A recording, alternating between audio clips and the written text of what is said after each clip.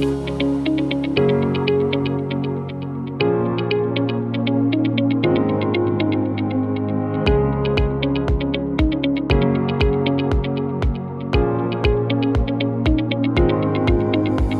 out this corn. It's really tall. It's almost ready to harvest. Probably 7 feet tall here. And the sunflowers are happy in the morning sun. My bike ride today will take me from milepost 32 here. This is milepost 32 from the town of Longmont, Colorado, along the old Great Western Railway of Colorado. It's now a bike trail here north of Windsor. From Windsor up to Eaton, Colorado, is about 12 or 13 miles one way, and there's some geocaches along the way to find. I'm also going to look for some other railroad artifacts besides this milepost. This section of the rail line was built in 1905 and ran from Windsor to Eaton, but it wasn't abandoned and torn up until 2004, but now it's a great bike trail called the Great Western Trail. My first stop is by this bridge right here, which also happens to be right by the milepost. And there's a geocache here. I know it's here because I hit it just a couple of weeks ago. It's in this nice post right here, down in there. There it is.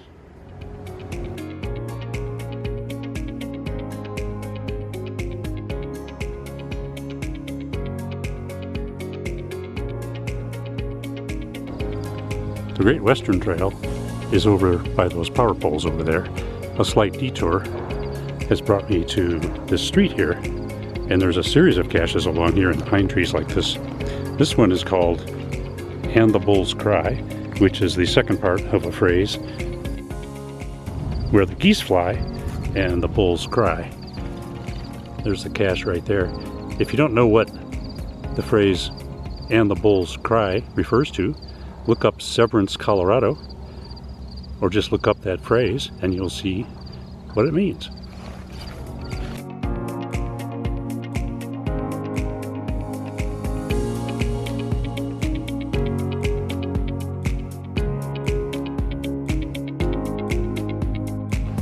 It's 4 miles down the trail to the next geocache.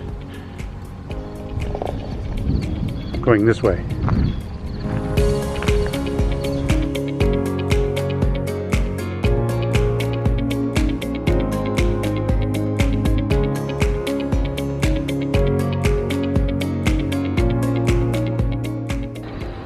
This bridge right here is pretty new. It was just put in this year, 2023. It completes the segment of this trail between Severance and Eaton. It crosses a little canal here. There's canals like this all over this part of Colorado. They're used for irrigating the farms out here. The water in these canals is tapped from rivers in the area, and each of the farms along the path of these canals can tap the water for irrigation. Here in northern Colorado, we've had a lot of rain this past spring, and all the little lakes like this one have filled up nicely. I'm on another bridge. This one was built by the railroad. It was fixed up nicely for riding or hiking on this trail.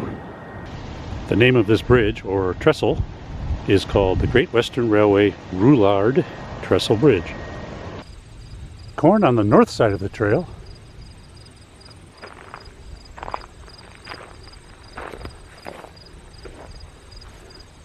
And alfalfa on the other side. You can see the irrigation system working across the field there. I've been looking for more railroad artifacts and haven't seen any since the bridge until I got here. There's actually still some rail here for maybe 150 feet. You can see the other one sticking up a little bit in the middle of the trail as well. Wonder why they didn't pull this section of rail up. I have ridden the 4 miles to this geocache just past this county road here. My GPS is pointing right at this gas pipeline sign, and I see the cache down here below.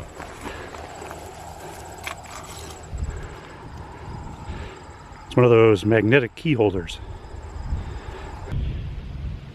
After I sign the log and replace the cache back where it belongs, I will continue down the trail here, where there are plenty more caches to find.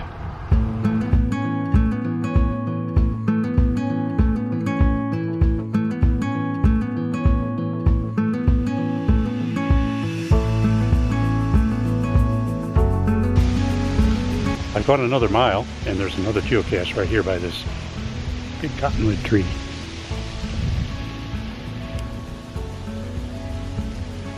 Where might it be? There's a hole in the tree. Maybe it's in there. Nope. That's too high to reach. Maybe it's down here at the bottom. Here's something here.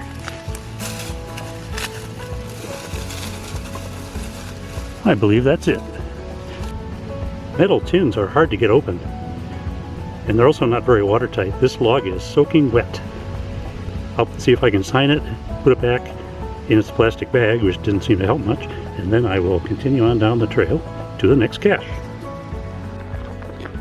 There's supposed to be a cache near here, but it's nowhere to be seen.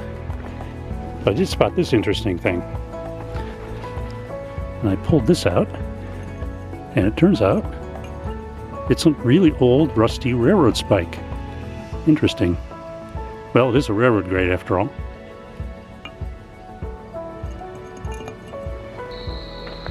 My GPS is pointing back in there, and this looks like a great place to not go with short pants on.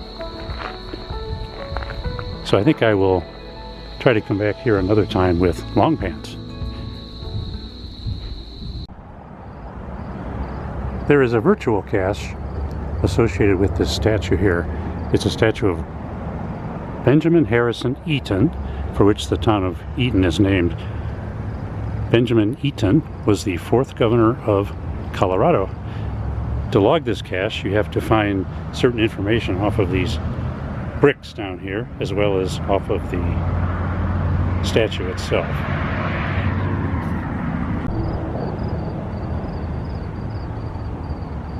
This one says 12:15. This one says 3:30. Neither is correct. How about 11:25? No, that's not right either. 8:04? Nope. I imagine the Great Western connected up with the Union Pacific Railroad just right over here. But I had to stop for this first. Geocache.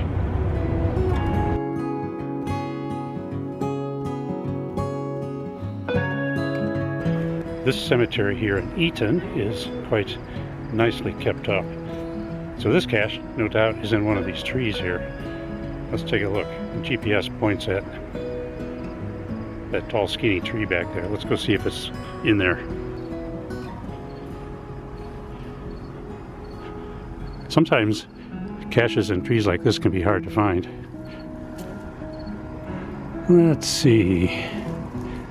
Oh, I believe I found it. Like a lot of small town cemeteries, this one is about a mile from the town. Now I'm going to head back into town. I believe there's 1 or 2 more caches to find over there. Let's see if I have any luck with those. After a few DNFs, it's nice to spot one. And this one I spotted from afar. Do you see it down there?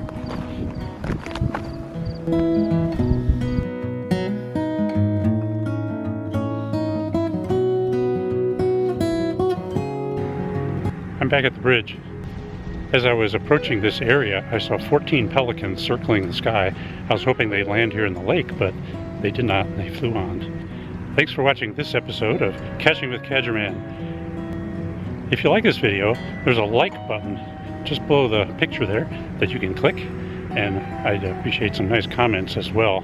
There's also a number of other videos you can watch of mine that also feature geocaching, and some with something to do with railroads like this one. And of course you can subscribe to my channel. I hope to see you again down the trail somewhere. Maybe this trail. Till we meet again, so long everybody. Take care.